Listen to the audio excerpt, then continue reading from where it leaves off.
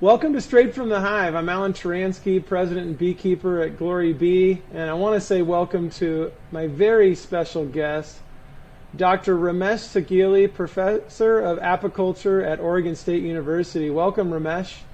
Thanks, Alan. Yeah, really excited to be here. Okay, well, we're going to just jump right in. I got a lot of great questions for you. Our viewers really want to hear from you today. So what first inspired you to work with honeybees, the Apis mellifera? Yeah, so I love this question because we all as bee enthusiasts get this question all the time, right? How did you get into bees? So I, as you know, I am from India and I grew up in India until I obtained my Bachelor's of Science and a Master of Science in Agriculture, and then I came to the United States around 2001 to pursue my PhD in entomology at Texas A&M. So I. As a kid, I don't think I decided that I should study bees, but I really appreciated their services. The first-hand experience, I would say, is about when I was 10 or 11 years old. My grandparents in India they were farmers, so they used to produce a lot of hybrid sunflower. And so I used to help them once I had the summer break. So I go to this farm, and they are hiring these people to hand pollinate. So they are using gloves. It's a hybrid, so you need to transfer pollen from one flower to the other, right? So they are using these gloves, and then these people are doing. I was like surprised. They said I did help them with my gloves too. But then I asked my grandparents, "Is that how the pollination is done?" And then he said, "No, this is a painful process, but then we don't have enough bees to do the pollination here." Oh. And I didn't know. I didn't ask him why. But he just said, I vaguely remember, he said, "We don't have enough bees. Maybe it's because of indiscriminate use of pesticides. I don't know, but we don't have enough population." They had some, but not adequate for doing the pollination job. So that's when I thought, oh wow, this is really, really important. I know as a kid probably you don't really appreciate at the time, but that was in my mind all the time that so we need bees for pollination, and this is a great thing. So that was my initial first hands-on experience. But then I didn't decide until I was in my undergrad program in India that I should study bees. This was my exposure to an apiculture class when I was taking my coursework for the Bachelor of Science in Agriculture. So that was my first experience really working with bees, and then I decided, wow, this is the best insect that we can think of, and probably, and entomology in general was my interest. So I thought if I pursue a PhD, that probably will be somewhere close to bees. Okay, now are bees still the best insect? Oh, I think so. Yeah, they are. They are the most important and most intelligent insect on the planet. That's amazing. That's amazing. I want to hear a little bit more about that today. Okay, so my next question is, how did Oregon State's Bee Lab start working with Save the Bee? Tell us a little bit about that story. Yeah. So before even I give you the backstory, it's been a very impactful and wonderful partnership, I would say, for the last 10 years, I believe. So we at OSU are really grateful and fortunate to have this unwavering support of GloryBee in the form of Save the Bee initiative. So I still recall, I think you were the one who approached initially that you did want to help the bees somehow with helping the research program, and then that's about I think 2012 or so. So I still vaguely remember our discussions, and so I still really appreciate you approaching us to help the program, because research dollars are not easy to get, and we as researchers always struggle to find funds, and as I said, this has been a wonderful and really instrumental collaboration or partnership for the last 10 years, and we look forward to having that in the next 10 or 20 years as well. Absolutely. Well, yeah, Save the Bee is excited to celebrate 10 years, and I think we'll hear a little bit more about what the Bee Lab's been doing and what great work it's been accomplishing. I know it does a lot of collaborative work. One part of that really drew me to working with Oregon State wasn't that it was in the backyard in Oregon. It was really that the commercial beekeepers were so enthusiastic about the support and the impact that the Oregon State Bee Lab was making on beekeeping and farming practices. And so I think that's really what drew me to reach out to you and connect and talking to you. And of course, over the last 10 years, with the continued support that Save the Bee's given, we've seen a lot of the great work that you and your staff have done, and just how collaborative it's been with the commercial beekeeping industry and with the farmers. So with that, Ramesh, what are some of the significant research accomplishments of the Oregon State Bee Lab over the last couple of years? Yeah, no, great. So before I start giving you a long list here, as you said, Oregon beekeepers have been really, really instrumental in getting this program up and running. I can't ask for a better state and a better beekeepers group here. So they have been very instrumental. So we basically have done mostly both basic and applied research that is meaningful for beekeepers, and it's more practical. So I'll not go into, I know you're aware of our program well, and you visited our lab recently and saw what we do. So I'll not go into the long list of all these projects, but I'll just mention some highlights here for. So our lab has been, I'm really proud, and again, I have a really top-notch staff that you probably have seen. All that we have currently, and those who have helped the lab in the past.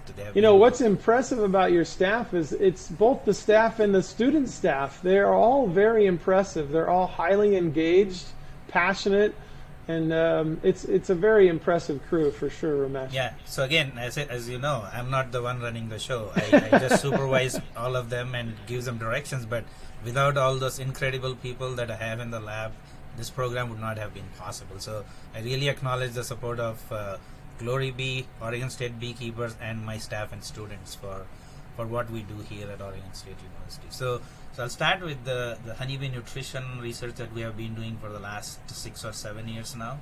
So we are in the forefront in this critical research on honeybee nutrition. So basically we are trying to understand the micronutrient requirements and their role in honeybee nutrition, which has been a big which has been an understudied area for almost 30-40 years. Most of this research was done in 80s and 90s, and after that no one was even picking up from there.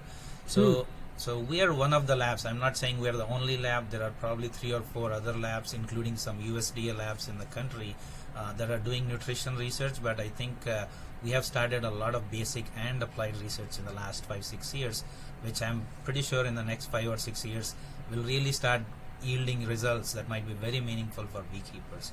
So for example, we got a grant from USDA like about a year and a half ago, where we are trying to establish a database for pollen nutritional composition, which is lacking. So we all suggest, right, as a beekeeper, probably you get a lot of questions like that. Give me top 5 plants that we can plant in your backyard that are good for bees in terms of pollen and nectar. And that's a great question. And we have great lists from a lot of non-profits, and even USDA NRCS has a great list of plants that people can use to plant. But the only thing we found lacking was most of this was based on attractiveness, right? So attractiveness doesn't always translate into better nutrition, or so some of that might be good. Maybe you take an example, bachelor's button or borage, so they all are good, but we don't know really the composition of pollen. So that's a big undertaking, but I think we are ambitious, and again, with GloryBee support, we have done some preliminary work in the past. Now with this USDA grant, we want to take it more forward and look for those pollen nutritional compositions for at least 100 different plant species that are beneficial for bees. So that's a really, really exciting one. So hopefully in the next 5 years we'll have a great database for beekeepers, farmers, whoever is interested in planting resources for bees. That just for the audience and for me, I'm a beekeeper, but I'm not a scientist. But as a layman, I just think, that's one of the exciting work that's being done. Is nutrition's critical, right? It's critical to our health. It's critical to bee health. It just makes sense. And so understanding bee nutrition at a specific level is really going to be hugely impactful. So I'm super excited about that work. Tell us about one or two other accomplishments that you guys have had over the last couple of years. Yeah, totally. And just reiterating what you said, I always say nutrition is the first line of defense for bees.